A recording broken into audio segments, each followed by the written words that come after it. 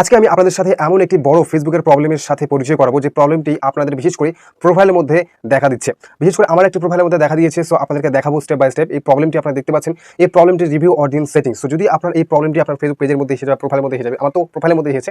তো যদি আপনার প্রোফাইলের মধ্যে এসে যায় এবং আপনি যদি সেখানে কন্টিনিউ আপনার ভিডিও আপলোড করেন, রিলস আপলোড করেন, আপনি ফটো আপলোড করেন, ঠিক আছে, আপনার লাইক আসে, কমেন্ট আসে, ভিডিওতে ভালো ধরনের ভিউজ আসে, কিন্তু আপনার যদি এই প্রবলেমটি এসে যায় তাহলে কিন্তু আপনার রিলসের মধ্যে, ভিডিওর মধ্যে, পোস্টের মধ্যে লাইক কমেন্ট আসা, ভিউজ আসা একদমই কমে যাবে। কারণ মানে আসবেই না বলা যেতে পারে।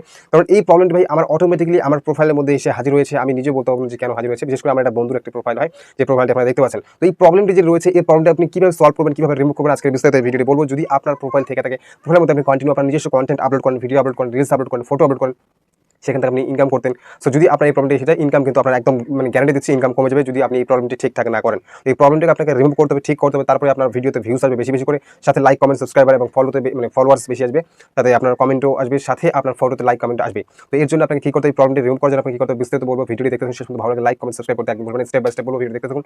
চলুন শুরু করা যায় ভিডিওটি। ভাই আমি চলে এসেছি মোবাইল স্ক্রিনে আসার পর দেখতে পাচ্ছেন আমি প্রোফাইলটি ওপেন করেছি। প্রোফাইলের মধ্যে বিশেষ করে এই সমস্যাটা দেখা যায়। তো আমি প্রফেশনাল ড্যাশবোর্ডে ক্লিক করবো। প্রফেশনাল ড্যাশবোর্ডে ক্লিক করার সঙ্গে সঙ্গে আপনি দেখতে পাচ্ছেন যেখানে রিভিউ অডিয়েন্স সেটিং বলে একটি অপশন রয়েছে। তো এই প্রবলেমটি অটোমেটিক্যালি কিন্তু আমার প্রোফাইলের মধ্যে এসে গেছে। এই প্রবলেমটি যদি আপনার আসে তাহলে আপনি যত রিলস আপলোড করুন, ফটো আপলোড করুন, আপনার রিলস মানে ভিডিও ভাইরালি হবে না, তাতে লাইক কমেন্ট কিছুই আসবে না, আর ইনকামও আপনার কম হবে, মানে আসবেই না, কারণ ভিউজ আপনার হবে না।